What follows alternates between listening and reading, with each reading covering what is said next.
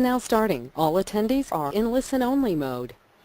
All right, guys, I'm here tonight with Lisa Allen, and I'm really pleased to get Lisa in because she's actually one of my favorite marketers from all the people that I've been dealing with, from vendors and affiliates over the years. She's actually very good at what she does. She's got a great way of explaining things for teaching and a very clear way to get her message across, and she's got some great ideas and great tools as well. So I'm really pleased to get her in this webinar. So first of all, just let me know that everybody can hear us okay. And Lisa, maybe you just want to say quickly hello so that we can test your microphone. Hi, everybody. Everybody hear me okay? Great to be here, Tony. Thanks for the great introduction. You're welcome. Right, now what I want to do is just not have too much of an intro. I just want to pass it over to Lisa because she's got some great information to share here. And there will be a replay. You don't need to ask later if there's going to be a replay. Soak it in, as Paul mentioned in the question box earlier. Soak it in, watch the replay, and you can take notes then. But this is a great opportunity to learn something that is advanced SEO tactics. And it's very simple to do as well because Lisa has made it really easy to be able to really multiply the power of your SEO for any piece of content, you know, in just a couple of minutes every time you create a piece of content. And you've got to remember as well, when you put time and effort into a piece of content that's worthy of being like a money URL, then that extra couple of minutes that can make a huge impact is always worth doing. So it's always worth keeping in the back of your mind. And whenever you get sort of lazy thoughts and think you'll do something later, it's just, you know, I've done this much effort so far. I'm going to develop good habits and I'm going to go out and do this. So I'm going to pass it over to you, Lisa, and I'll let you take over from here. Thanks. Okay, great. Well, I am really happy to be here. Many thanks to Tony for the invitation. We just kind of kicked this around last week, and so kind of a impromptu, but I am really happy to be here. So today what we're going to talk about is co-citation and how you can use it to borrow and stack authority that you kind of borrow from other people. Now this is actually one of my favorite sneaky little tricks because, as you know, Google has many different signals that they use to determine how your content is going to rank. And Matt Cutts has, I think in the last year or two, he has actually said that there are more than 200 different signals that Google uses to determine where you should rank and where your content should rank, whether it's video or a web page or post or whether it's slides somewhere. They have a lot of different signals that they use. And so let's just talk about some of the different signals. I want to make sure you guys are awake, so why don't you give me what you think are some of the most important signals that Google uses in rankings. Now, I know this is a big SEO crowd of Tonys, so I expect you guys to be really smart in this area. So backlinks, great. Traffic, yep, that's a good one. What else we got here? Yeah. CTR. Great answer. Yep. Geolocation, citations, social, quality of the content. Yeah, those are good. Yeah. Those are very good. Now, what a lot of these things actually, dwell time, that's another really good one. What a lot of these things boil down to, and the direction that Google has been moving, is that they have been moving away from the old style of SEO. I'm sure everybody here remembers when you could get away with just putting your keyword a billion times on the page in, you know, a font that was the same color as the background and you would rank instantly. But those days are long gone, and what Google has been doing is that they have been getting a lot smarter. They are moving towards some different factors that are a little bit harder to game, but you still can influence them if you know how. And so let's talk about some of the things that they are moving towards. Now, I see that a couple of people have mentioned relevance and freshness, authority, site speed, optimization, user experience, security, So those are some of those. You're hitting what we're going to talk about here today. So very good, Steve. You're very smart. Now Google has gotten really smart enough to look at related words in the content to figure out what the topic really is. Now this is semantics or topic relevance. Now this means that pages or posts that you put out there can even rank for words that are not directly on the page.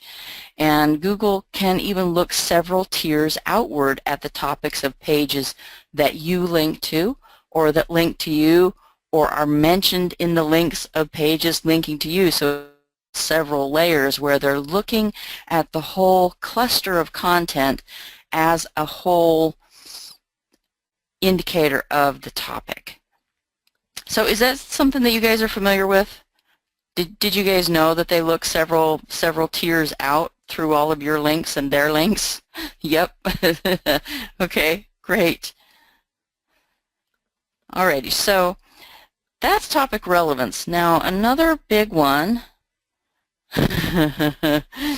Yes, they are overboard. Yeah, I agree, they do. They get overboard at times. Now another thing that we're going to talk about today too is authority, domain authority. So does the author have authority? Is the domain trustworthy? Does the domain display expertise and great content on the topic? And another thing that they really like is the appearance of news reporting. So is the site a news channel? That is one of the reasons why curated sites rank so highly, is because they're conveying news, and Google really loves news. It's almost insane. Now you can see it with the way they deal with press releases as well, that they just love news. Now, back in 2012 or 2013 is when you started to see some of the updates rolling out that really changed the way that the SEO was done, and implemented some penalties for some things that people had gotten away with before. Google has really been working to eliminate spam and to stop people from being able to really influence the rankings, and that's part of the reason they keep so many of their algorithms so secret as well, is that they just don't want you to know how you can get past their blocks there. But this is a quote from the Search Engine Journal that talks about some changes that started in 2012 and 2015. And this is a quote directly from them that says, "If you remember, after the famous Google Panda and Google Penguin updates, link building was significantly revolutionized by the introduction of new, more pure and reliable methods by Google. Likewise, SEO professionals are now suggesting that anchor text is perhaps diminishing in significance and is now being replaced by co-citation and co-occurrence, as many SEO professionals and analysts believe." Now, these new, more pure, reliable methods are some of what we're discussing here today. So how many of you had heard that anchor text was becoming less important and Google was shifting towards figuring out how important the content is in other ways? Anthony says, "Me last night." Yes. One. Okay, great. So let's move on here, because there was some really interesting stuff that when you start researching this, you find out that although a lot of people are not using co-citation, which is what we're going to be talking about, some of the really big sites were talking about it. Did I get that? Yeah, okay. Sorry, I wasn't sure if I had skipped a slide or not. So we're going to be talking about co-citation. And so what is co-citation? Well, co-citation is where, now let's say that I'm site B, and site A is some sort of a site that curates content or conveys news, and on a page they link to site C. Now site C is very important. They are a big site that Google really loves. They're an authority. They're a movie star. And So here I am sitting on this page, a link to my site or a mention of my site. It doesn't always have to be a link, sitting next to this very big important site. Now when somebody comes to this page and looks at that and they see the quality of this site, what do you think that they think my site is going to be like because it's mentioned on the same page? If you were to go to this page and you see this site with a really great article, are you going to follow and go look at the article on the other link mentioned? Do you think that it's probably going to be quality as well?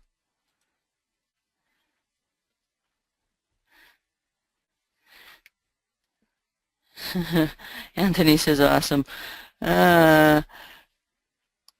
So just put a 1 in the chat box if that would be your response. If you would see these two sites mentioned on the same page and one of them is really useful, would you go and check out the other piece of content? 1, 1, 1, 1. Yeah. Oh yeah. Yeah, so that's pretty much Google's response to Google is very much like a paparazzi. They like the popular kids, they like the movie stars, and so anything that has to do with those people they want to know about. And I'm sorry, I have a cat climbing on my desk who thinks she belongs in front of my screen. So if you heard that little meow, that's what it was. Me kicking her out of the way here. But Google is very much like that. So they really, this is a tactic that works very, very well. And so that's what we're talking about when we're talking about co-citation. We're talking about two sites that are really only related to one another because they're mentioned together on the same page.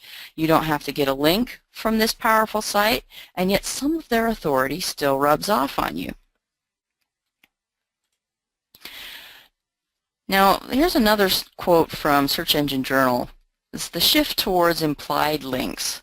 Now, what's an implied link? I think that's a really interesting term. As strange as it may sound, co-citation refers to the process of link building without actual links. Unlike anchor text, where actual links were embedded in words or phrases, co-citation does not necessarily have to involve actual outgoing links to your website or blog. So in other words, Google is getting smart enough now to know who you are just by being mentioned. There doesn't actually have to be a link to your site. They can figure out who the site is that's being mentioned if your brand name is mentioned or something like that. And we'll get to how the authority transfers here in a minute. That's a question in the chat box. So just hang on to that and we'll talk about that in a second. More precisely, the process of co-citation refers to the similarities found between two pages based on a third-party web page that successfully mentions the first two web pages in a correlation with each other. Now, based on that co-citation, Google identifies a relation or a link between those two websites, which is then used as an important search engine ranking factor. Now, does anybody remember the old Sesame Street, the one of these things is not like the other? Well, Google kind of plays it in reverse. They say, these things are mentioned together, so these things must be like each other, and so maybe I should pay more attention to this other one that I don't know about or I'm not very familiar with. Maybe I should accord them more importance because they're being talked about in the same breath as this other site that I already know and really, really like. So does that make sense to you guys? You with me so far?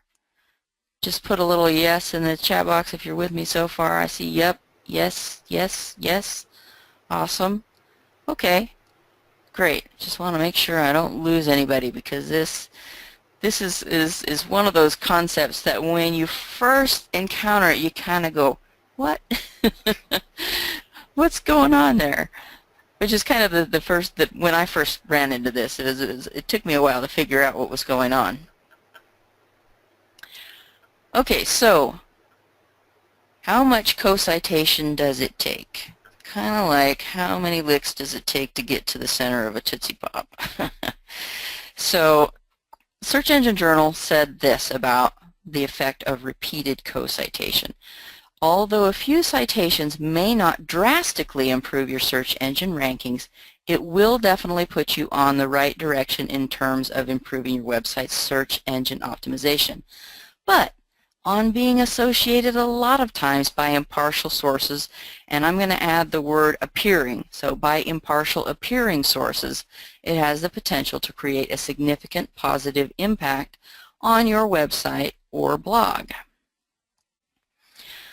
So I found that really, really interesting that, you know, if you get co-cited a few times, a couple of times, you know, that's going to help, but it's not going to be drastic. But when you start to see a lot of those co-citations, then Google really sits up and takes notice of that, and you will start to see your rankings and your authority climb. Now, just to put it another way, there's an analogy I like to use for this. This is like what would happen to you if you went to Hollywood and you went to a little sidewalk cafe where all of the movie stars hang out, and on Monday you had lunch there out in the open where everybody could see you with Angelina Jolie. And then on Tuesday she brought along Brad and you had lunch with the two of them. Well, by Wednesday, the paparazzi are going to be following you home. I mean, they might even be following you home on Tuesday as well. But they're going to want to know who you are and why these other people who they think are important think you are important enough to be seen with. And so that's kind of the setup of what we're trying to do here, is we're trying to be seen with the movie stars.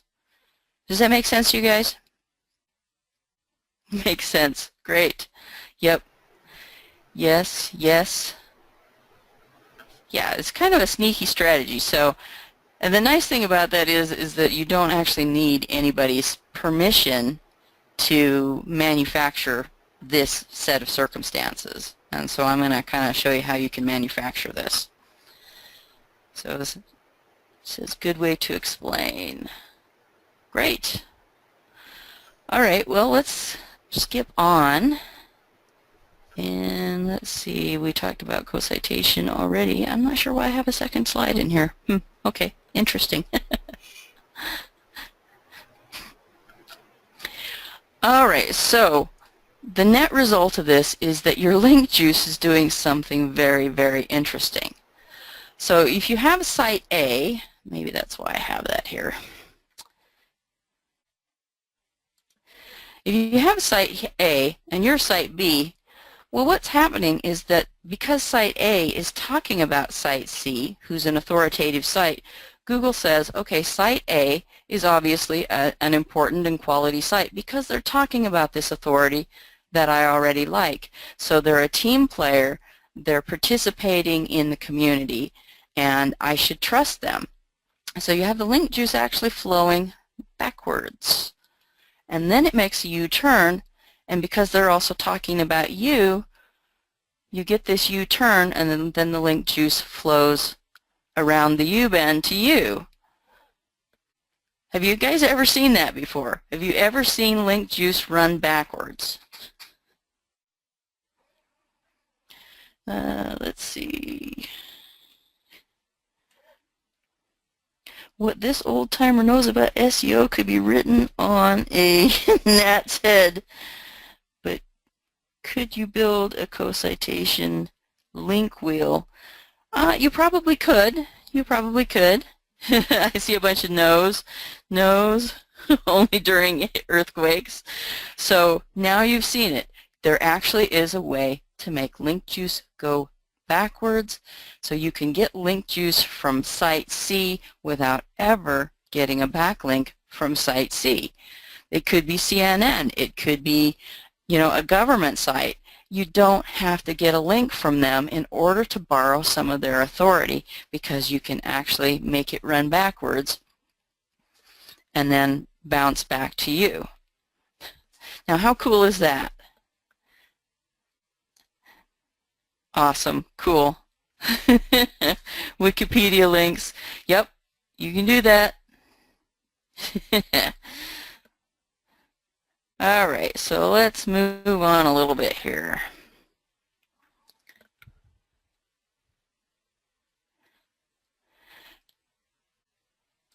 So let's talk about how to leverage this.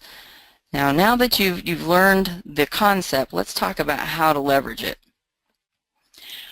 Now, when you're doing this, there are three important factors out of Google's many signals that you are directly affecting. Now, because you're going to be seeking out authorities who are actually producing content that is related to the content that you are producing, you're getting more content semantic relevance. So that's a very important these days in the new Google algorithms. Also, site authority will be being transferred towards you. So you're affecting your site authority by being mentioned with other sites that have authority. You're also gaining more trust because you are being mentioned alongside sites. Sites with authority usually have trust. So you're affecting these three factors when you do co-citations.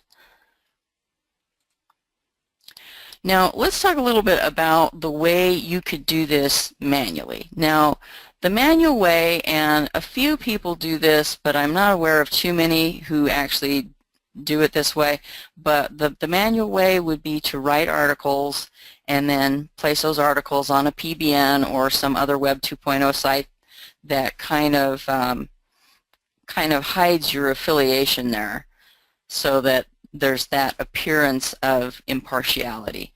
And then you link to the authorities and your own money sites. So you're producing your own co-citations that way on your own PBN or Web 2.0. Now, the problem with this really is that it's very slow and time-consuming work.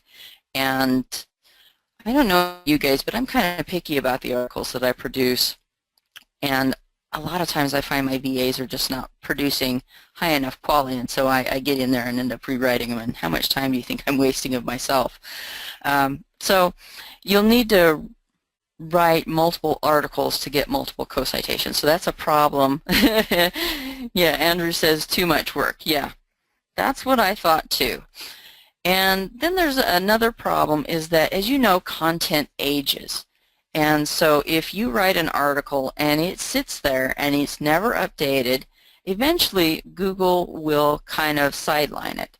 It will put it on the bench and say, okay, well, this is old news. I'm really like new news. And so I'm just going to kind of shunt this out of the indexes or put it at the back of the index because it's not current anymore. And so then your co-citations and that will kind of age and kind of drop off the map, and Google will forget about them. Which brings us to how to do it in a semi-automatic way. Now, I prefer semi-automatic to full automatic, just because in certain situations at least, because the quality needs to be there in order for you to get away with this. So what we do to get away with this with less work is to create RSS feeds. So we're going to use RSS to overcome some of the problems of the manual way. So you create RSS feeds from your own content feeds and include high authority feeds from those high authority sites in your niche. Now, this provides a better return on your time and takes less time and all of that, because you don't need to write any content. You just use the content you already have, and then you're providing also freshness, because the feed, if you're including your feed and other sites' feeds, then what are all these high authority sites usually doing? They are producing tons and tons of content. And so their feed, I'm sure most of you know about RSS feeds. Is there anybody here who doesn't understand how an RSS feed works? That the feed will refresh? Me. Okay. So an RSS feed is basically a list of the latest posts from a website. So a lot of times there will be maybe 10, sometimes as many as 20, but you rarely find a feed that is any longer than that. And so it's the very latest content, and feeds are used to help people find the new content without having to go and visit all those websites all the time. They can just have the feed in the feed reader, and so then when new content comes up, they see it. And then, of course, the older content will drop out of the feed eventually. Okay, so somebody mentioned at the very beginning that Google really likes freshness. So do you think they would get that from RSS feeds where new content is popping up into that feed all the time and the older content is being shuffled out? Yes, yes. I see some yeses. Okay, great. So anybody who still is unclear on that, on anything there? Yep, I do it now. Okay, cool. So that overcomes the problem of the aging content and Google losing interest. So with RSS feeds, new authority content is always side by side with yours. So not only are you getting co-citations, but you're getting different co-citations all the time. And so that provides that element of freshness that keeps Google coming back. Now another thing that, and this is really something that you need a special kind of feed aggregator to do, is to include either a single feed or a what we call a sticky item or a static item that always points to one specific post. So if I had a post about golf swings and I am trying to target this particular piece of content for a boost. Now the boost spreads out all over your whole site, but if I'm trying to target that particular piece of content for a particular keyword, I would want that particular piece of content to always stay in the feed, even though all the other content around it is changing. So then that particular piece of content is actually getting the authority.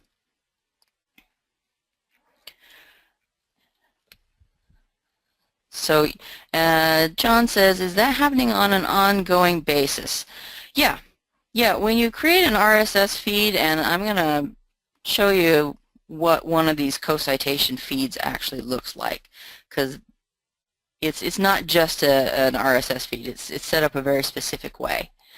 And so when you do that, you get Google coming back because the freshness, the feed, every time a new piece of content is published on any of the sites that you're, like any of the authority sites here, anytime a new piece of content is published on that, that will end up updating the feed, and so there will be a new mix of content in there. And remember, Google likes to see new content. Can this be done on a YouTube video? Yes, it absolutely can if you have the right kind of feed aggregator. And there aren't very many that do it. Actually, there's only one, and I'm gonna show you that later. There used to be Yahoo Pipes, but that closed in 2015, like nearly a year ago, and so we actually had to build one. But anyway, I'm getting a little off topic here, so I think I'm just gonna pull back here. So talked about keeping the sticky item, that particular piece of content in there, so that the feed continues to feed the authority and to push the trust and the relevance at that particular piece of content long term.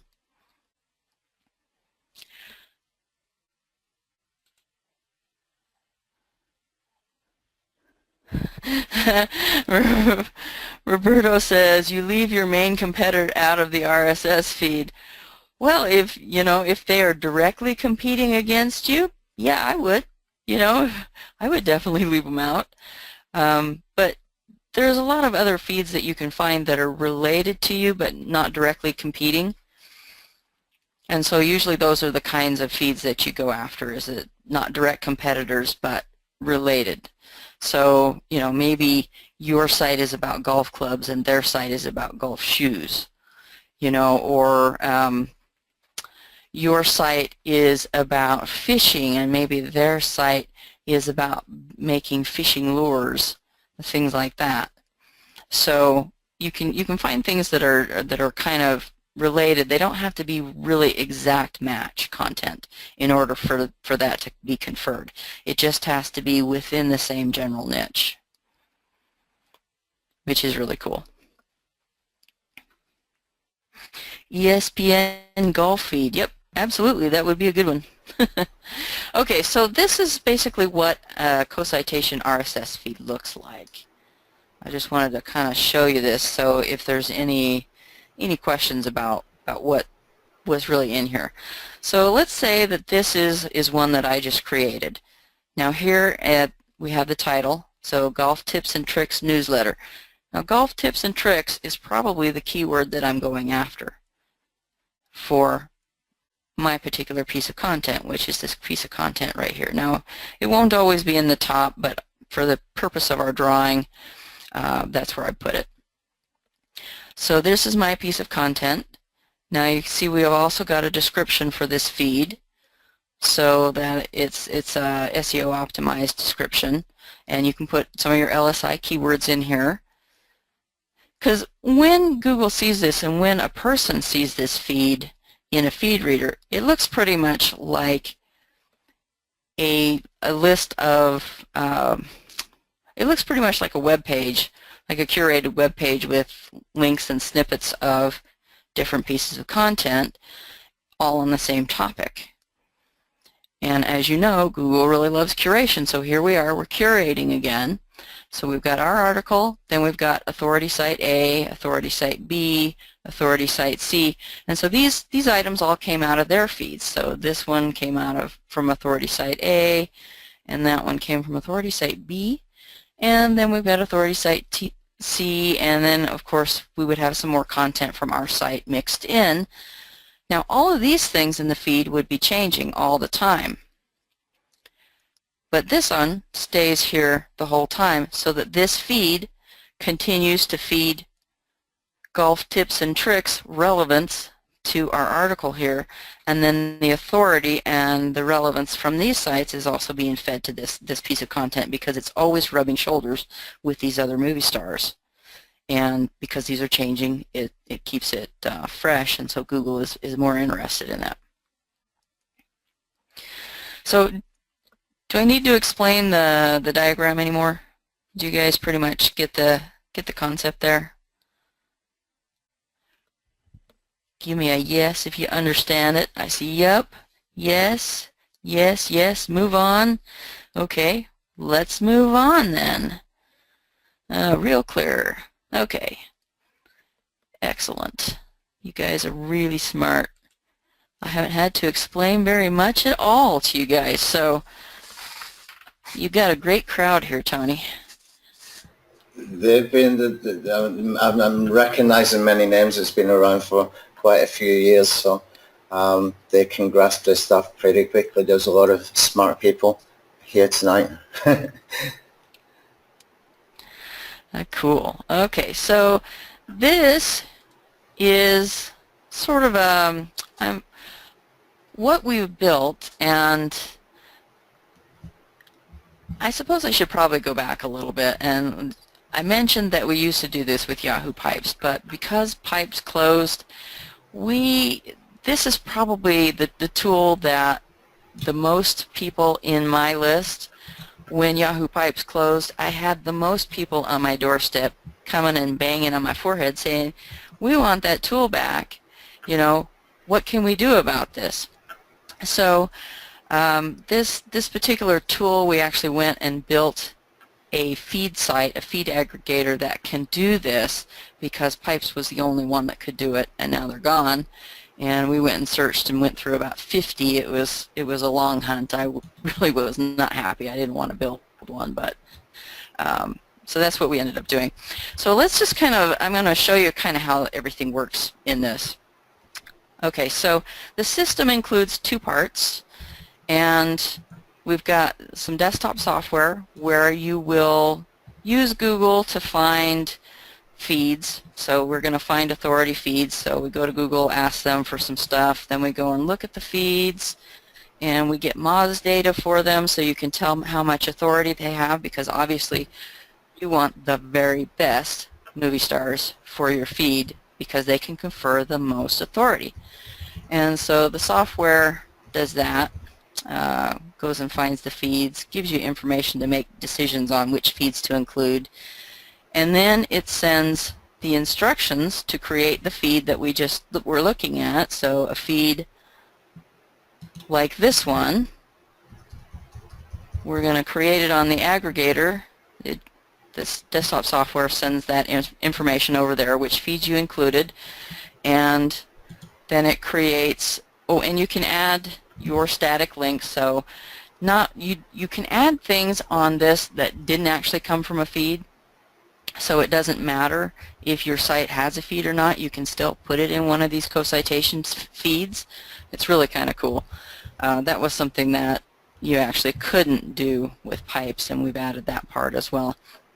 So then this combines all of these feeds and creates these little co-citation engines, which is really what you've got when you've got an RSS feed that's behaving this way. It's an engine to create co-citations. So it's manufacturing co-citations day in, day out, every day for as long as that feed is alive. And so the aggregator will go and re-request all of the different feeds several times a day, and then it will create, you know, the latest version of the feed, which has got new content in it when there's new content from those authority sources. And then we do a little bit more visibility with that, and we send that feed over to these ping services. There's 97 of them that are integrated, and so then we start pinging like mad, which gets the search engines to come over and crawl that feed and index the content in it. So this is a really, really great way also to get your content seen very quickly. And then of course the desktop software does its own layer of pings from your IP address, so it's a different IP address. And we run it through FeedBurner, which also helps to get it indexed quickly, because you know that FeedBurner belongs to Google, and so that's another way that we get that indexed by Google really, really quickly, because if they're serving a feed, they have to know what's in it. Okay, I feel like maybe I was a little bit scattered there, so if you have any questions about this particular part, let me know. It's kind of a complex looking diagram, but we make it easy for you. Actually, the complexity is mostly on the back end, so you're not really seeing most of that. Okay, so let's go on a little bit further and talk about the end result. So how do we use this best? Well, you take and you make a co-citation feed for this piece of content, and you make one that's a different set of authorities, and you tune these for the particular keywords that you want to push on each of these pages. And so you have one running to each of the pages on the website, and the overall effect is that you're getting specific targeting for the individual pages on the website, but the website itself, because Google is seeing all of these different co-citations pointed at the website's overall authority also goes up. And we had, there's a guy in one of my groups who's using this tool with his VAs. He does local SEO. And he started a new site, hadn't really done anything with it, you know, a very small amount of work, had his VAs curating on there, curating content, and then he would run this process. And he saw his site's authority in Moz go from 6 to an 11 inside of, I want to say, 30 to 60 days of doing that. So it rose fairly quickly, and you know, it's continuing to rise. And this is one of the ways that you can use to actually push the authority of your website up so that it gets easier and easier for your content to rank. Let's see.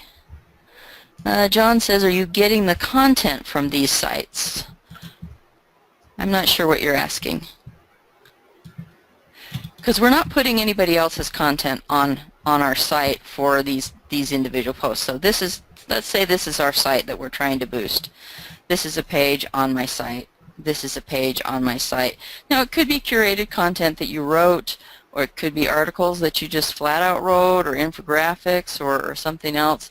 But these are all individual pages that belong to this website. And so you run a co-citation feed where you're blending your content with other people's content in the feed.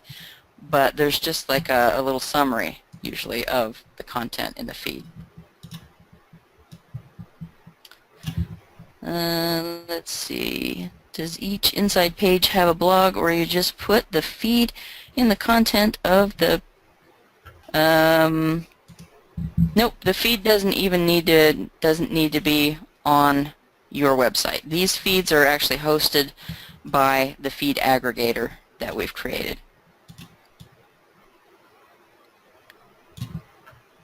Has this kicked any sites into the free 3-pack, says Andrew. Yes, it has. The guy that I was telling you about, I have a screenshot of some stats that he sent me later, and he has moved quite a few into the 3-pack that way.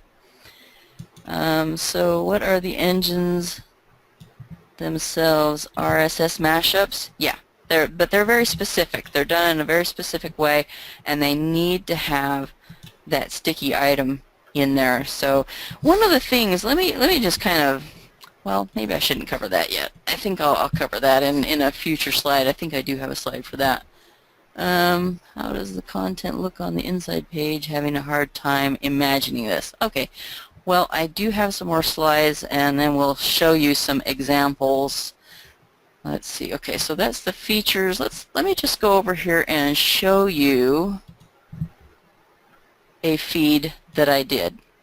Now this is a feed that is aimed at the keyword that you see here as the feed title, in-stream ads tutorials. I have a post on my Authority SEO Lab blog that talks about how to do in-stream ads, and then of course at the bottom I introduce a tool that I have that helps people target those.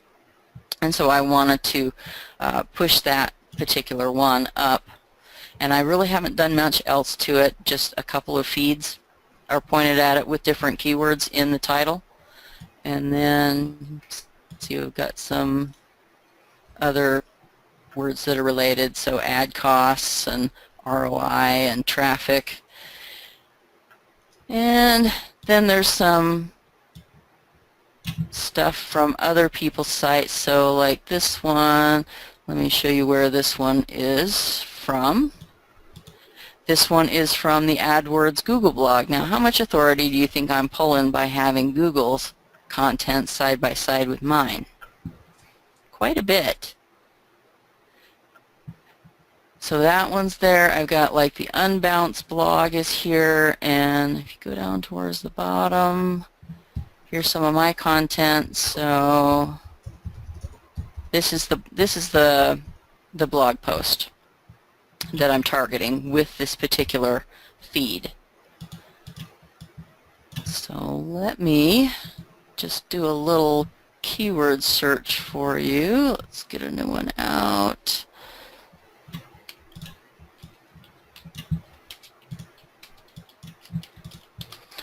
And let's actually use Google instead of DuckDuckGo so you can see the rankings for this.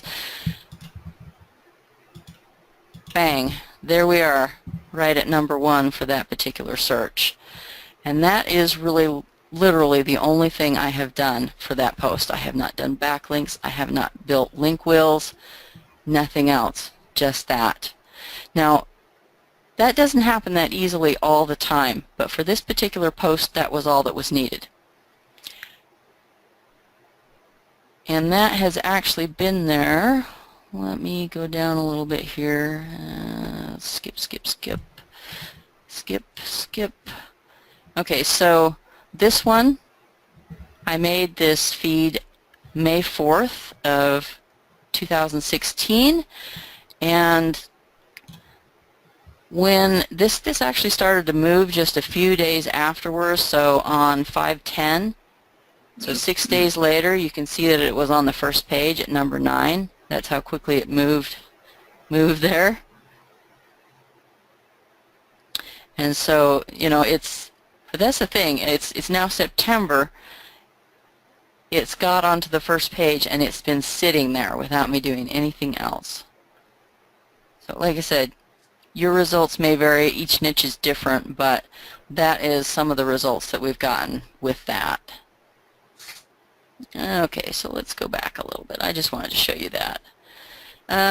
Andrew says, can you get higher? What do you mean by can I get higher? Number 1 isn't high enough?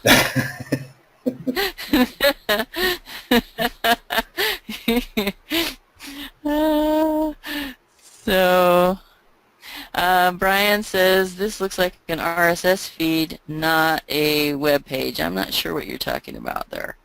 Yeah, this is a co-citation feed that I was showing you. This is a co-citation feed. This is what we spit out. This is what, and then we take this and we feed it through FeedBurner so that Google knows about it, and then our feed aggregator, rank feeder, starts pinging this feed, and so the search engines come and crawl this, and they see my content amidst all this other content about advertising. So that's really what I'm doing, is that you're seeing amongst all this content about advertising that's also authority content. So we're next to Google's blog, we're next to Unbounce, we're next to some others, you know, that are really important and that Google already trusts. And so we are borrowing their authority by being in here and being mentioned in the same breath. So that's really the tactic that is going on there. And Joseph says he wants you to be number 1 and number 2. Looks cool. How do you make it work on a YouTube video? No, it's not the feed that is ranking number 1. The feed is driving the rankings. The feed is driving the transfer of authority and the transfer of relevance from these other authority sites to my site and to my content. That's what's going on, is the feed is actually driving this. It's as if it was an article, but an article that is always refreshed. So here we are among all of these, you know, all of this content that is about our subject, that's all quality content, all highly trusted.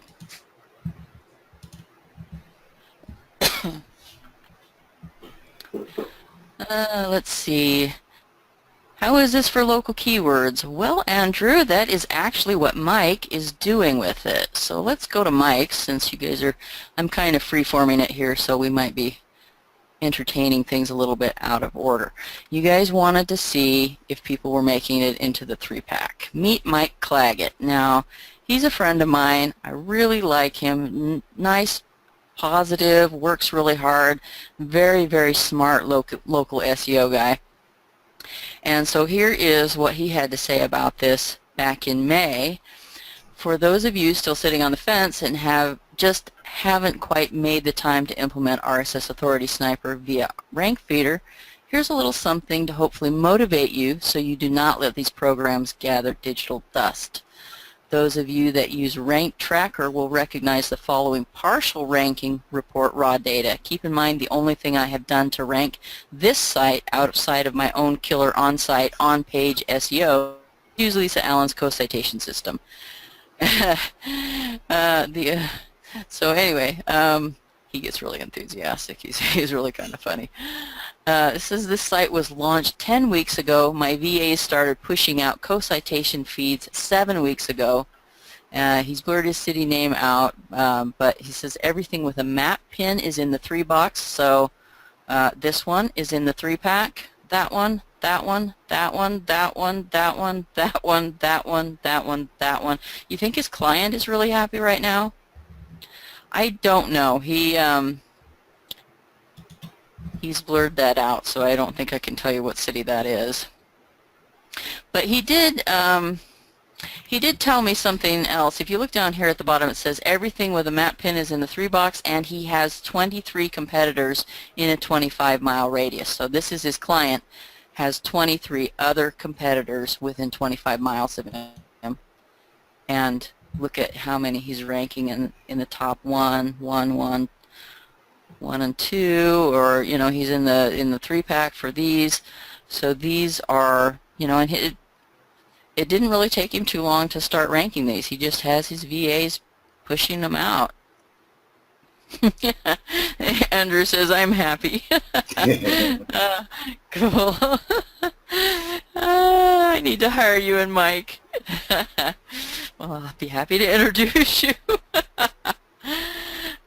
So yeah, that's Mike, and Mike has trained his VAs, and he is curating content, and then he pushes a feed to every single piece of content that he curates, and so that is the results for his client.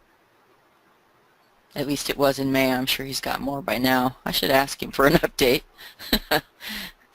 So anyway, he's really good. Sounds like he waited a few weeks before they pushed the feeds. How long do you wait for a new site? I wouldn't wait. Yeah. I would start trickling them out, with the first piece of content. When I was doing, I guess I'll back up a little bit and tell you a little bit about myself, where I came from. I used to be in e-commerce. I had a jewelry supply store, and then I also opened a weight loss supply store. And then at some point, and we were doing really well. I was actually using AdWords. I didn't know anything about SEO in those days, nothing at all. I happily paid Google $1,500 a month for advertising on AdWords, if you can believe that. And I had been doing that for quite a number of years. Hadn't ever built a list. I mean, we did kind of have a contact list, but it was just people who had bought, and we didn't really email it very often. So we were primarily driving sales through AdWords and, paying money for ads. And then Google decided they didn't like our weight loss product that we were selling, and so they kicked us out of AdWords. And so bang, I'm thrown in the deep end, and I have to learn SEO. So, this is one of those things that kind of came about, that I learned about this technique and learned how to do it, and tested it out for myself on that e-commerce site. And we had a blog that we were curating. My VA was curating content, and we were using that to drive traffic through the store instead of paying our $1,500 a month bill to Google. So in a way, I guess they did me a little bit of a favor by kicking me out. So anyway, let's see if there's anything I missed. So, let's talk about the features too, because I kind of wanted to show you. Does anybody actually like to see the software? You want to see a demo? Oh yeah. Oh yeah. Yep. I do. Okay. So this is RSS Authority Sniper, and this is actually version 2. Version 1 used Yahoo Pipes, and then of course Pipes closed. Oh, don't make me update right now. I'm sorry guys. I'm going to have to update this. I skipped past it earlier, and then I guess it's not going to let me skip the second time.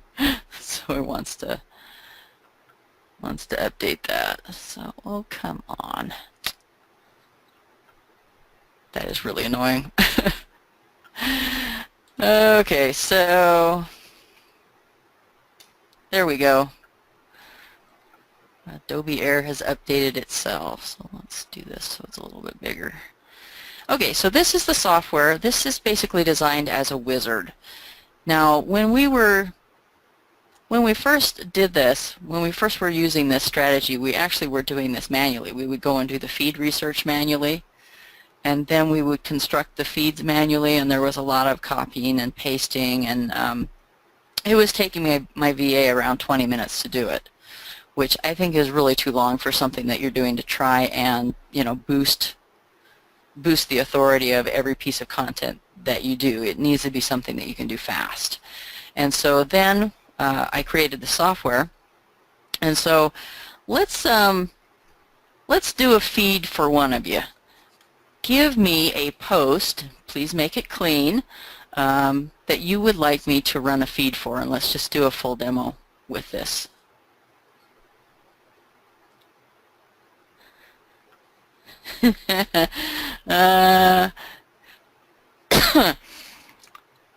What do we got here? From Robert, we've got this piece. So let's do this. Now, Robert, is this on WordPress? Is it going to have a feed? Okay, so this is the actual post that we want to do. Okay, so Robert says yes. So because not all sites have feeds, and so if there's not a feed, then we'll do something a little bit different. But for this one, I'm just going to show you the standard way of doing it. So you can say get feed info. It will go out and find your feed for you. So now it's pulled back the feed. So that's step one. See how fast that was? Now we want to find some authority feeds to go with our content so that we can borrow their authority and their trust and their relevance. So let's pick some YouTube video. Robert, what keyword would you like to be targeting for that particular content? Just give me a keyword and I'll string that through here.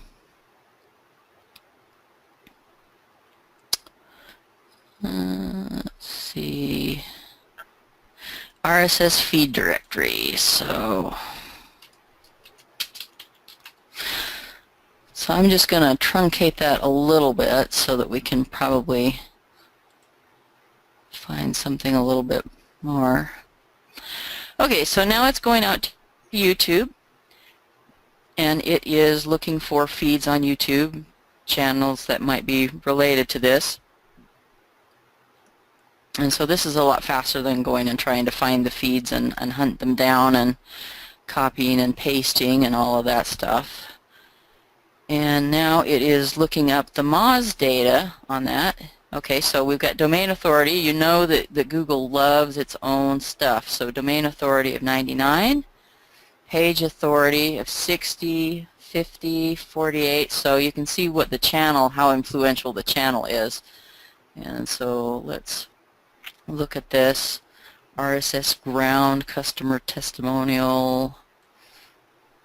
So anyway, it lets you preview the feed so that you can see whether you want that feed in there or not.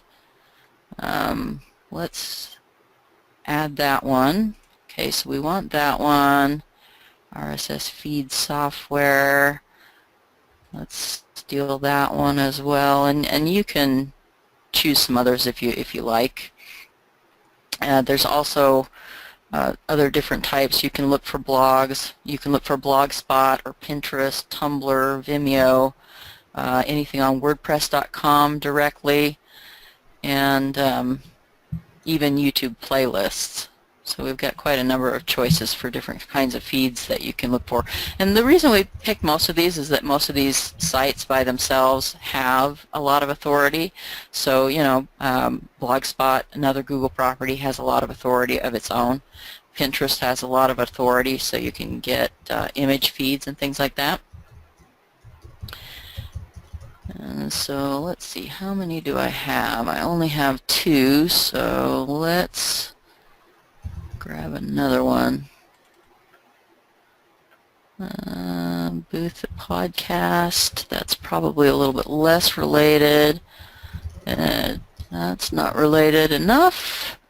RSS Mage. No items in that one. Okay.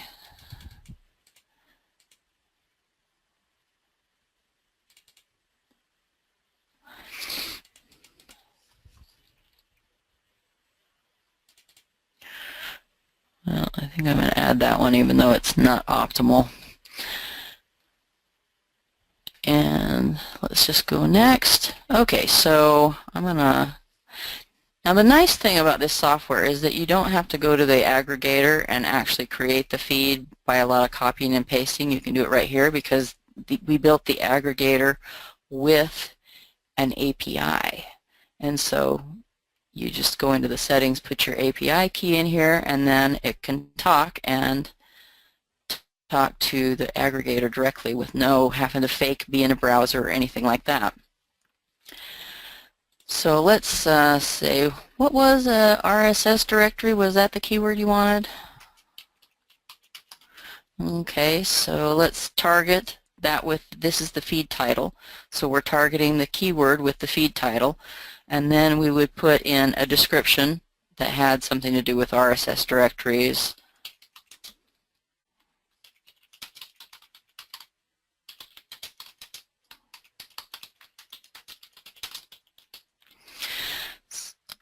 And of course you might optimize it differently. I'm just kind of off the cuff here to kind of show you what we're doing here. Now you can select a project or you can type in a new project. Projects are here to allow you to kind of organize. So if you're somebody who has a lot of clients, then you can have a project for each client. And so I'm just going to randomly pick one. You can tell that this is my test account that has a lot of sort of odd projects in here. And then we also allow you to optimize, do a little bit more SEO optimization by choosing a feed category. So for this might be, let's see, books and literature, computers and electronics.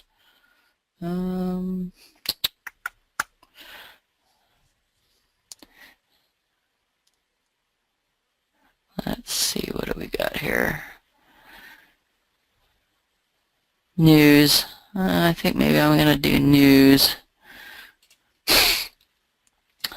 And then you can add some tags.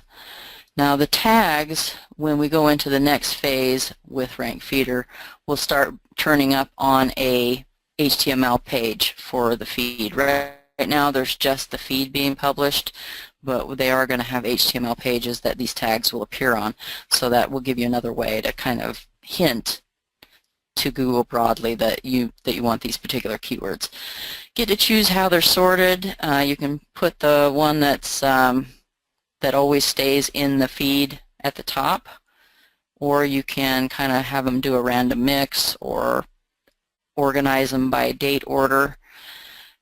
You can choose whether you want them to be the feed to be pinged when it's published, and then we've also got drip ping so that it will come back and re-notify the search engines to come back and index the feed again, which means that your content will constantly be being seen by these search engines.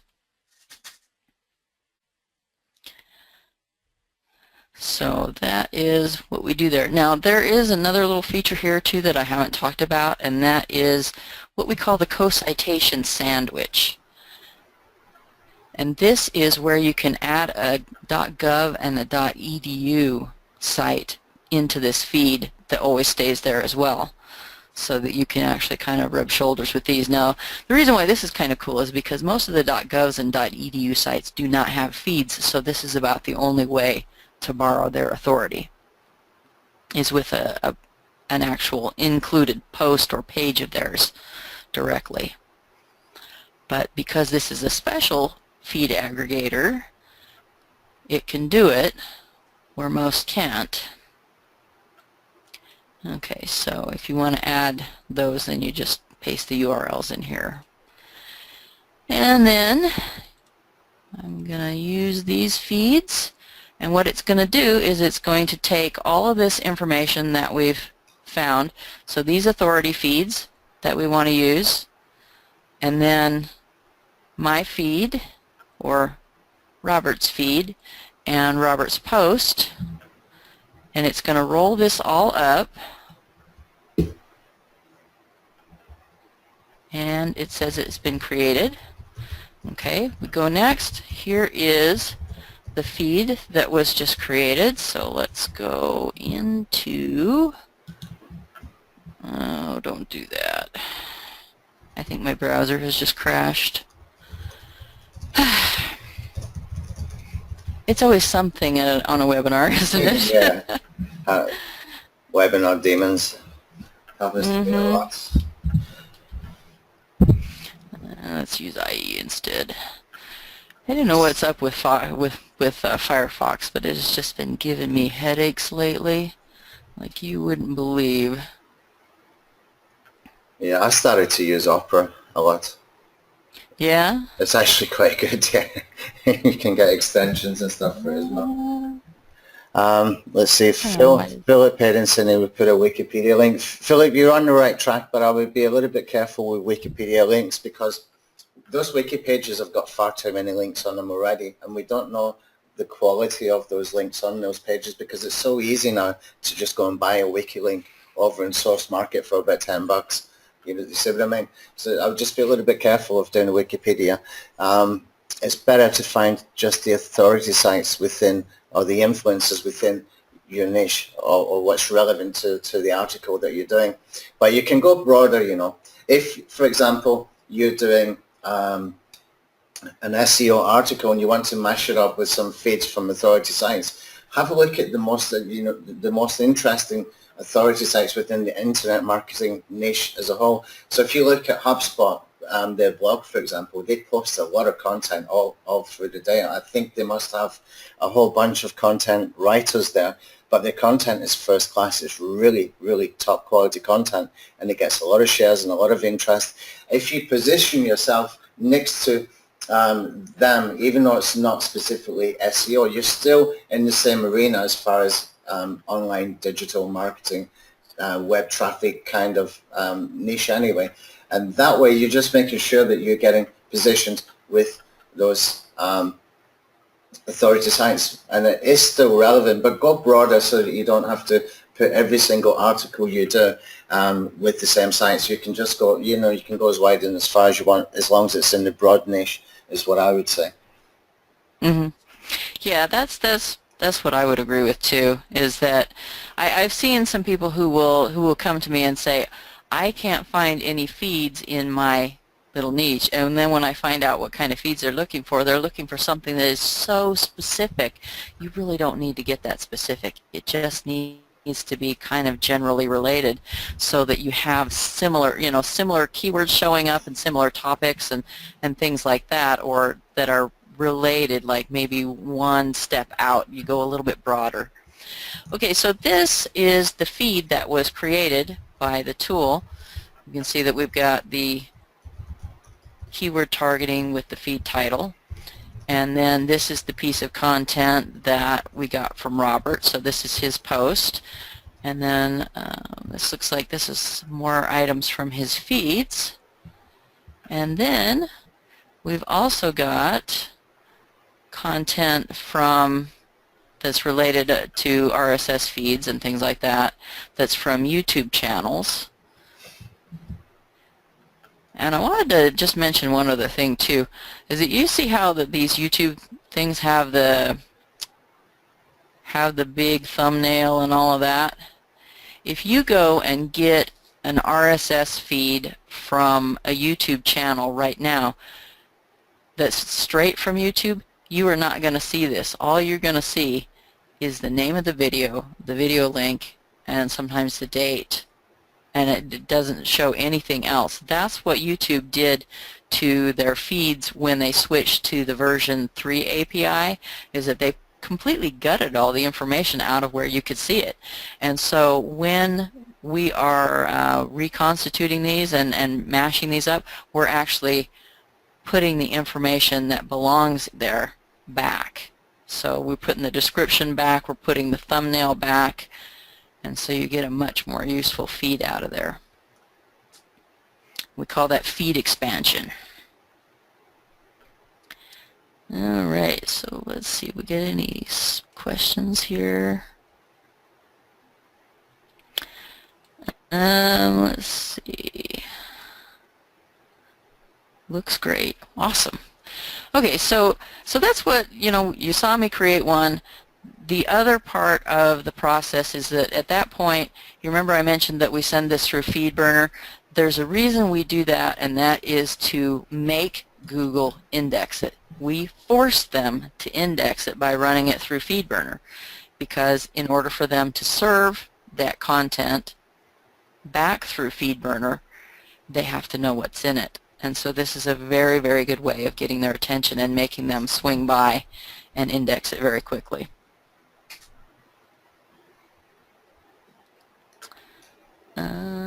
Let's see. So what we're going to do here is we're just going to do login. So it logs into FeedBurner. Till we're logged in. Going to validate the feed. And it's going to suggest a feed title for FeedBurner. And it suggests a URL. So I might use something like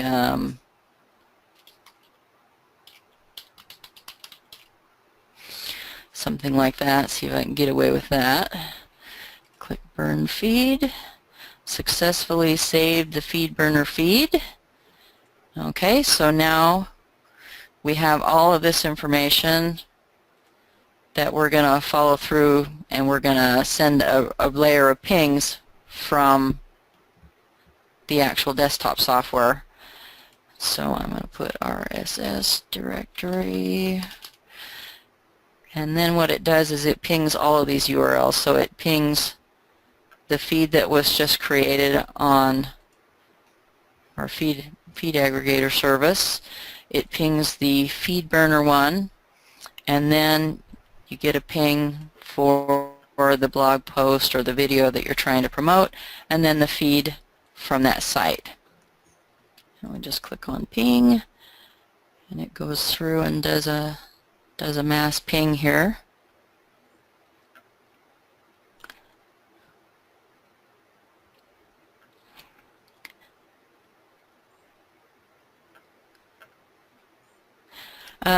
Philip says, how many feeds per day would you burn to the same site? I would do it for every piece of content I publish as I publish them. Now, you can also go back and boost the older content on your site. Sometimes I will go back, you know, like 30 days or 45 days later and run another feed with a slightly different set of keywords and different authorities. But generally, with Google, you get the best results when you are doing slow and steady and consistent. So, and then of course we've got the history, and it's saved this so that you know what was done. Now if you have VAs, you can have them export the history and send it to you so you can check their work. Or if you want to see if you've done a site, you can see that there. See what URLs you've done it for, and it saves all of that for you. Now also in here there is a feed library. So if there are particular feeds that you like to use all the time, you can save those here. So it makes it really easy to access that. Let me just go back and show you how to add one. If you have a feed that you want to use that you know you've already saved in the application, you just click the folder and it will let you pick them. Let you pick a feed and add it there.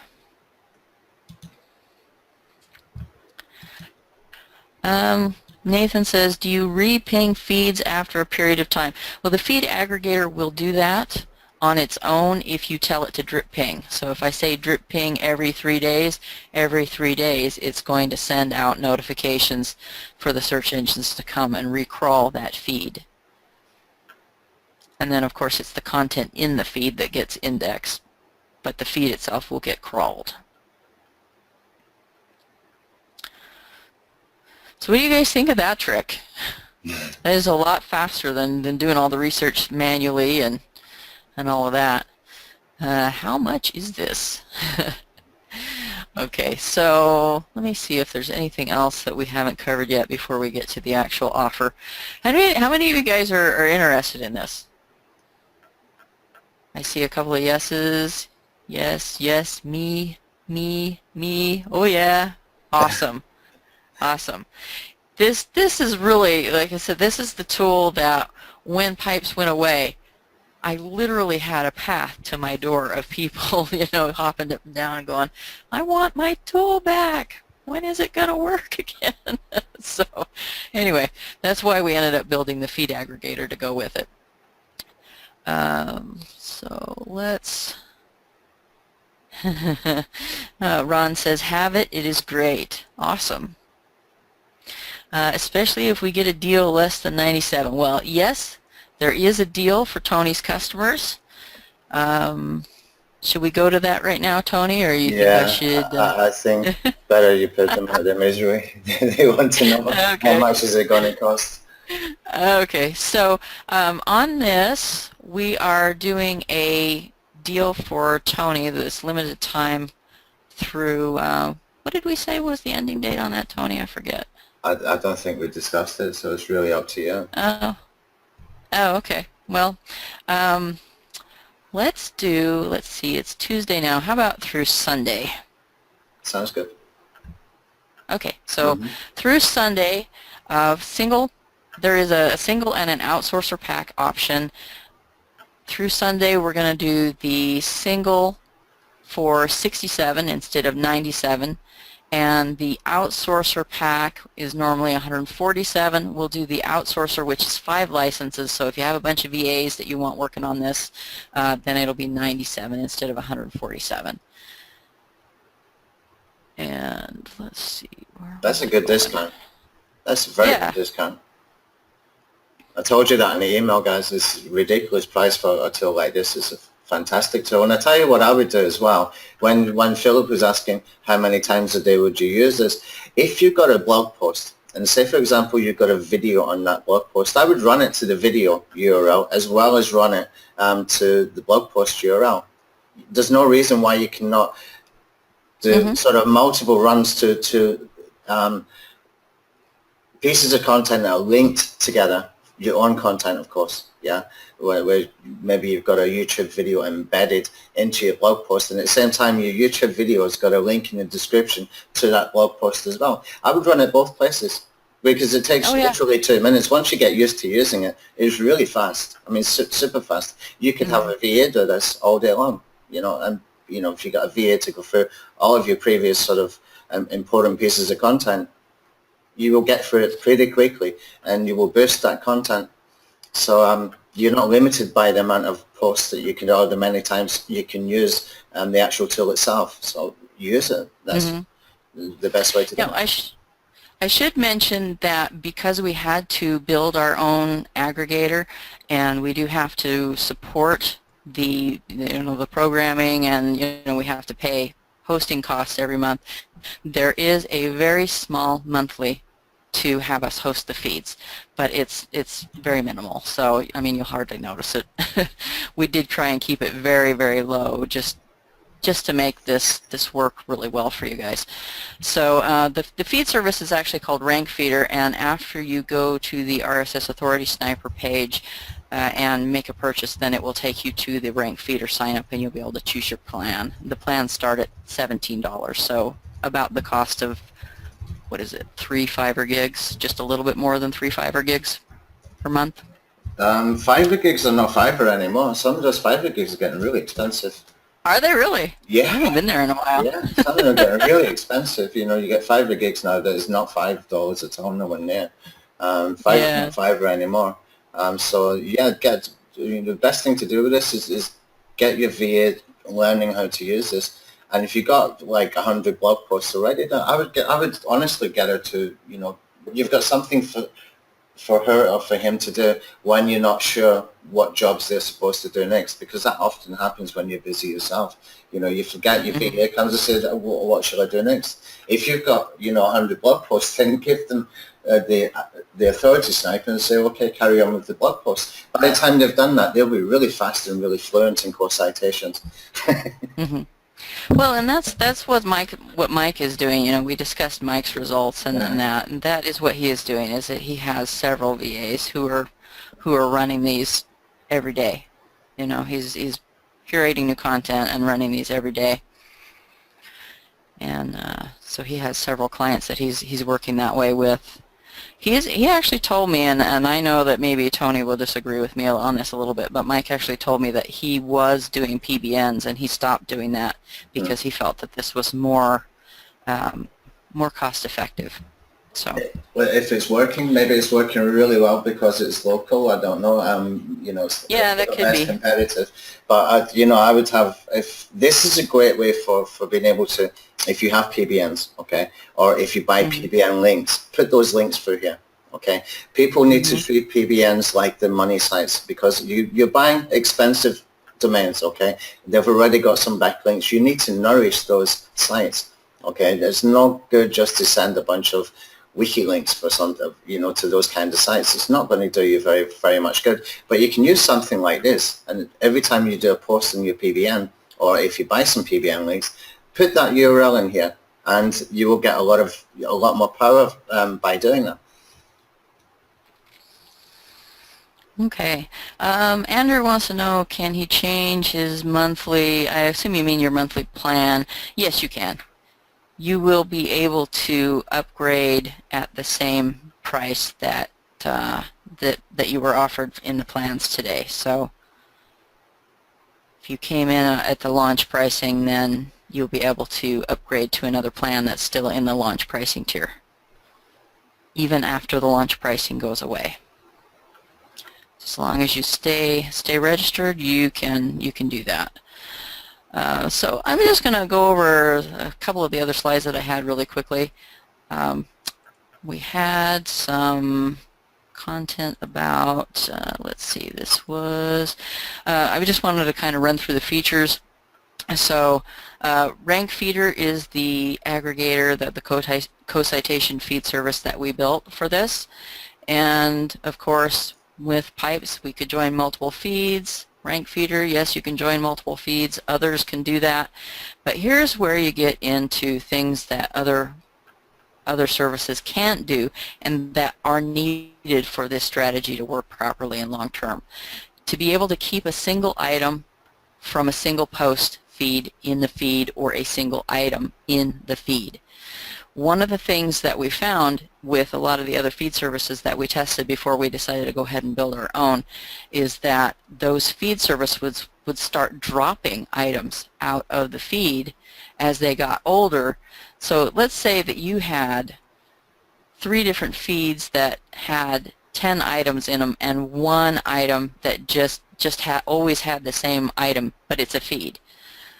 As the content got newer that was around it, eventually that single item, in other words, the item you're trying to get the ranking for that page, that item would drop out of the feed. So at that point, it would stop working. So in the others, this would stop working and it would no longer be useful. It wouldn't be running any more authority to that piece of content. Also, a lot of them you can't really automate at all because they have CAPTCHAs, they don't have an API, they don't actually notify anybody when something is published, and they certainly don't go to the lengths that we go to notify 97 different services. No drip ping, so they don't come back and re-ping on that to get the content indexed.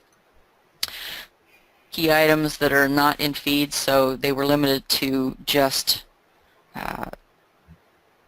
the content that actually came from a feed.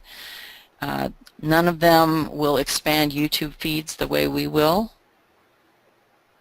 So if you miss your YouTube content and want to be able to run it through and use it for auto posters and things, you can run those kinds of feeds through here, the YouTube feeds, and we will expand them, and then they're useful again for running through your networks and things. Also, I have not yet found any feed service besides FeedBurner, and they don't actually aggregate feeds, they just republish a feed that already exists, but I have not found any that have SEO-friendly URLs like we've got. So if you look up here, this one, look at that, you've got RSS directory right there, so it's right in the URL. So we've got a lot of SEO optimization features.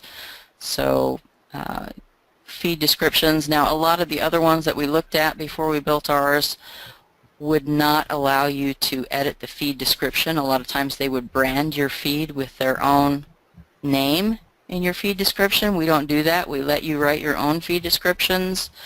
A lot of them don't have feed categories. Most of those, when you finish publishing a feed, it's gone. You can't re-edit it. Ours can be re-edited. You can go into the dashboard of RankFeeder and actually change what's in that feed.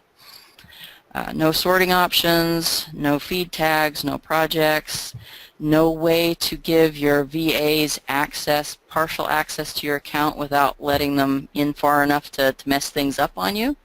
So we do that as well with the API. And so you can see that we really have thought about what really would make this a very valuable service. Okay, I'm going to drop the link in here now because I see a few people asking. So this is linking into the chat box, guys, and the people who asked in the question box, I'll send it direct to you as well.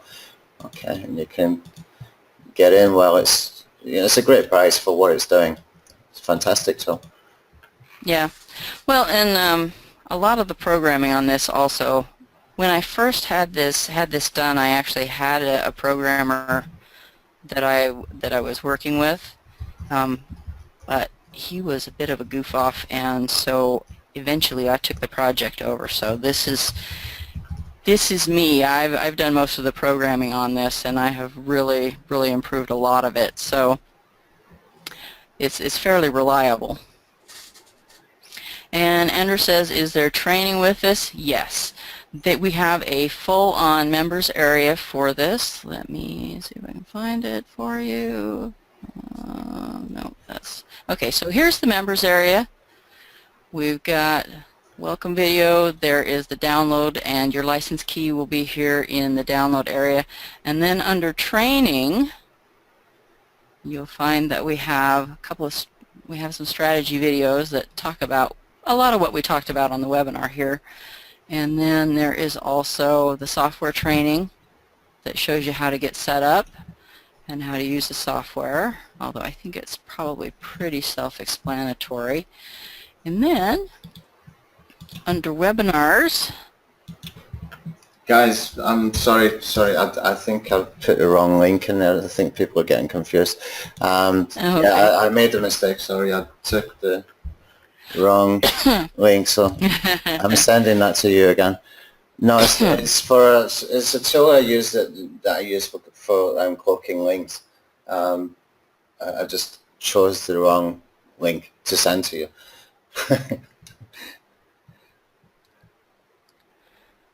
All right, and I'm going to mention we've also got there's one webinar in here on best practices that really talks about how to use it the best, how to target, and the best strategies to use with it. So this is the Co-Citation Kickstart replay. There will also be scheduled at the end of next week a quick start. So anybody who needs a little bit of help getting up and running so that you can be off and using this new tool will be there.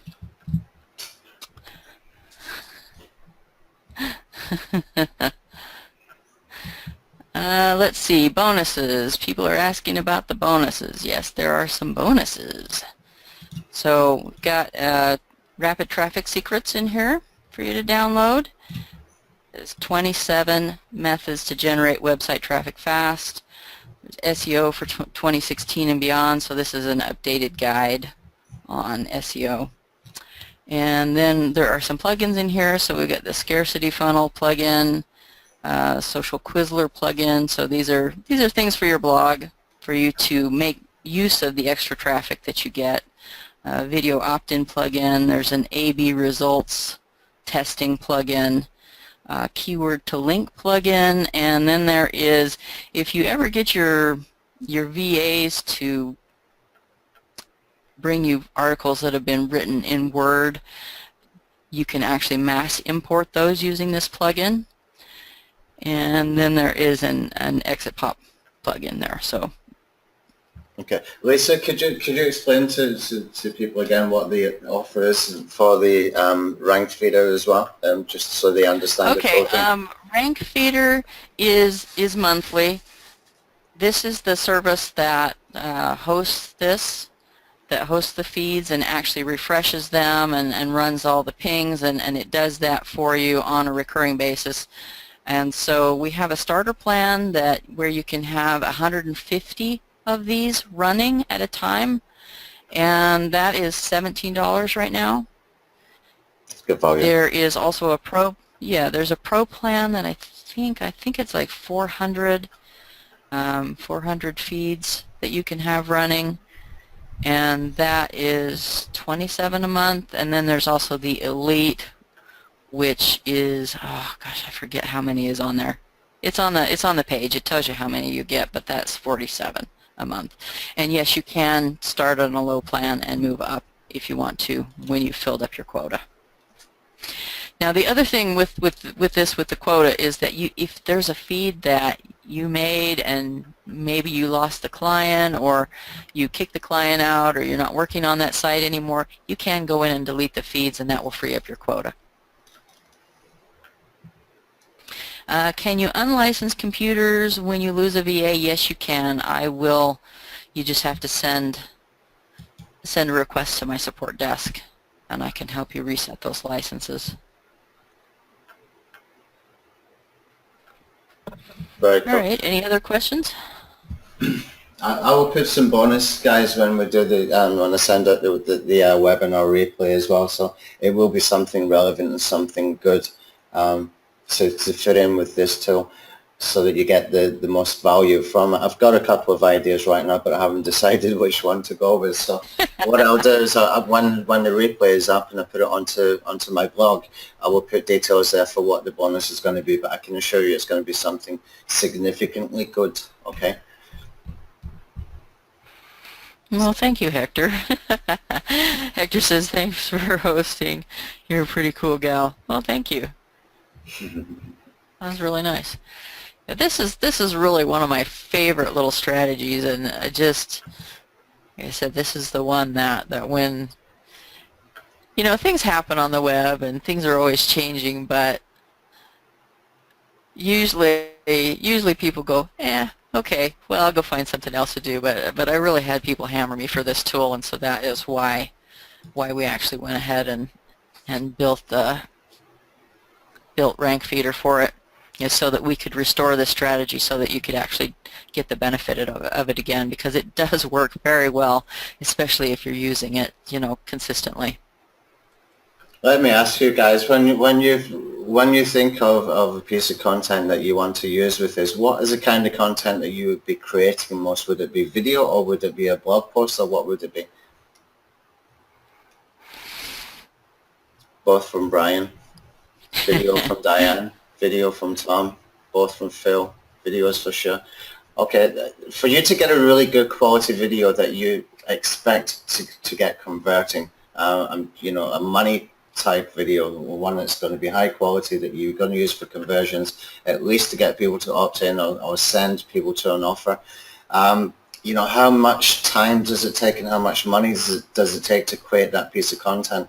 And if you add just an extra 2 minutes onto what you have done to use this, and you saw how quick and easy it is, it's just a little wizard. You know, once you get used to using it, after you've used it once or twice, then that extra 2 minutes, you're packing in a lot of power in that extra 2 minutes. So, you know, for the amount of time you spend, or it's like either time or money you spend to create good content, then that 2 minutes investment, whether it's from you or a virtual assistant, is going to give you a massive boost. It's a very, very good system, and she's got a lot of case studies there as well. You've got a Facebook group for this as well, haven't you, Lisa? Yeah, yes, there is an Authority SEO group that right. You'll get access to when you join this. So, yep, the link is actually in the members area on the first page, and so just click there and, you know, request to join the group, and then send me a ticket saying I want to be in the group, and I'll put you in. All right, so I think, guys, have you got any more questions before we finish up? Got any questions? You want to ask anything? Now would be the time. Yes, Brian, the monthly, you'll be taken to the subscription page right after the main offer. If you get 150 of these for $17 a month, that's not a big investment because you've got that drip feed pinging. So you can set every one of those to be drip feeding every 2 days or 3 days or 4 days, whatever you wanted. Yeah. Yeah, and we are still developing some new features too, so there will be more coming that will be added on to people's plans that already purchased. You know, and of course when those new features go in, then we will raise the price for newer customers, but people who will get to keep their discounts and that and still get the new features. Very cool. So Heather's asking, can this be used for just YouTube videos and channels? Of course it can. Any URL that you've got. Will it help with affiliate offers? Absolutely, Diane. Absolutely. Of course it will. And if you're using, you know, tools that I think I mentioned a couple of weeks ago, we had added into our live stream alpha. We've got traffic, what we call traffic redirect tool. I don't know if you've got live stream alpha, but if you have, we have in there a traffic redirect tool. So we've got basically what we're doing is we're cloaking the link, but we're changing the destination link anytime we want. So we can do an affiliate campaign, okay? And we can have a link that says something like anthonyhayes.me/affiliate offer.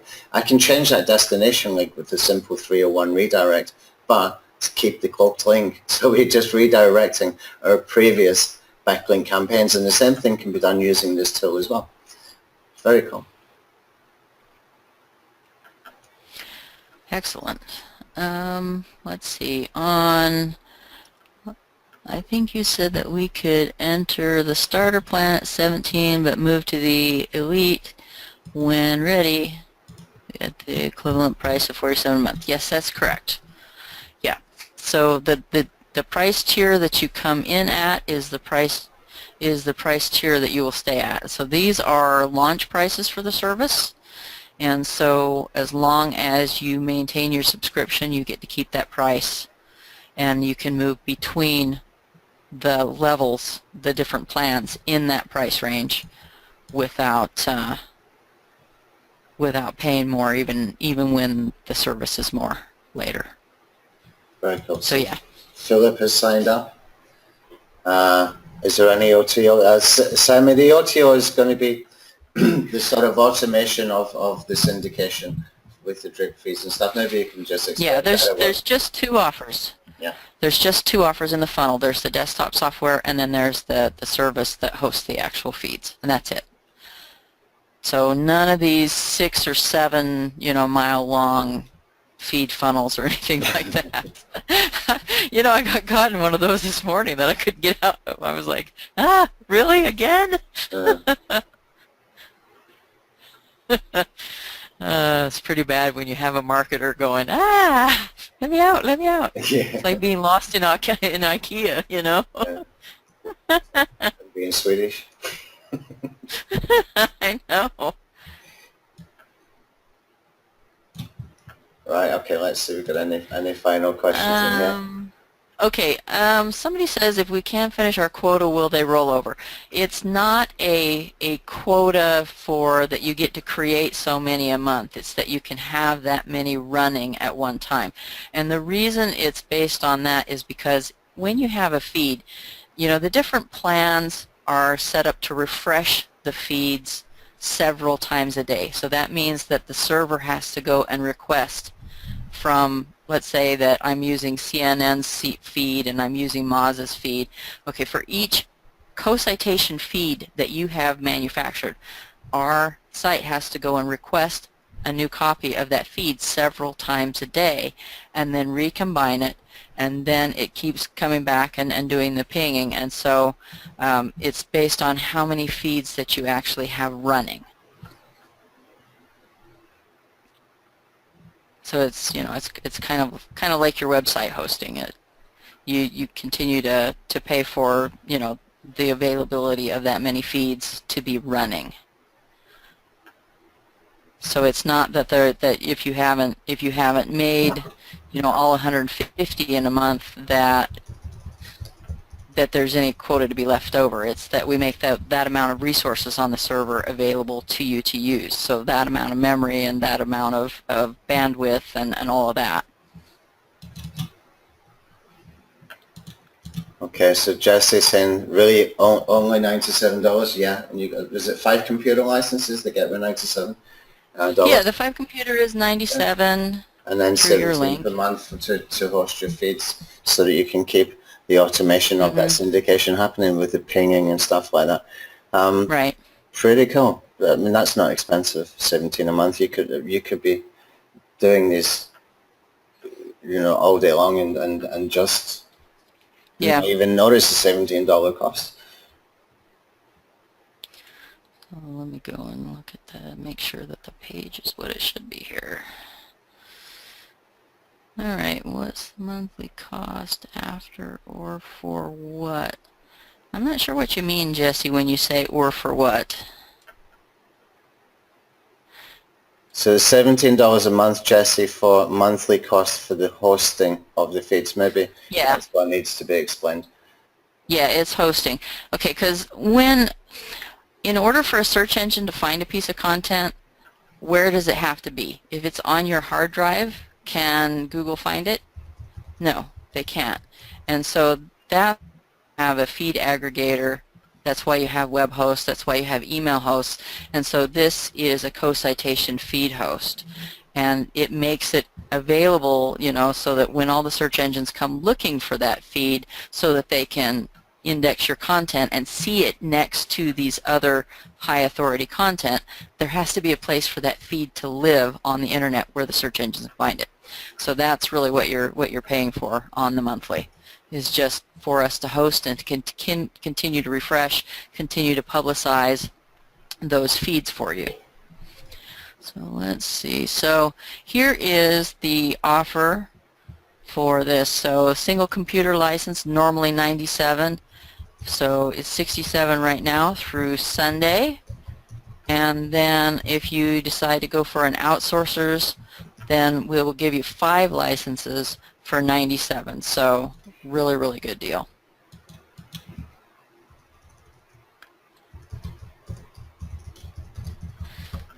Okay, people asking about the replay. The replay will be on my blog, which is anthonyhughes.me. That will be there within a few hours because it's morning my time. I know it's night time where you are, but it's morning here, so probably by the time you wake up, it's going to be there in the blog post. Okay, cool. And there will be an email there saying that the webinar replay is there with the link to it. So it's being recorded and you can watch it later as well. Okay, cool.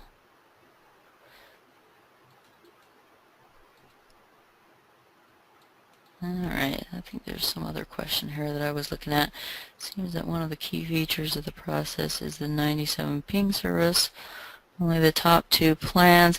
No, actually, even though it doesn't say it on the low plan, the 97 pings are there. So, yes, you do get that on the lower one as well. So basically, the biggest difference between the plans is how many feeds you can have running and how many projects you can divide them into. So on the lowest one, I think you get 10, and then there's more projects. So you can divide your feeds up into more projects on the higher plan, plus you get more feeds, and it refreshes more often. So those are the biggest differences. So we didn't take anything absolutely necessary away from the bottom plans. You're still able to use the software with it. The API access is still there, and all the 97 pings are still there. So it's just really a matter of how many projects, how often it refreshes, and how many feeds that you can have running. Let's see, can I upgrade from RSS Authority Sniper to RSS Authority Sniper 2? If you are someone who already has the first version of this, I do have an upgrade offer for you, and basically you just have to sign up for the rank feeder, and I'll give you the upgrade to this. So you want to check your RSS Authority Sniper 1 control panel, the members area where you first downloaded the software, and all the details are in there. We'll explain to you how you get the upgrade.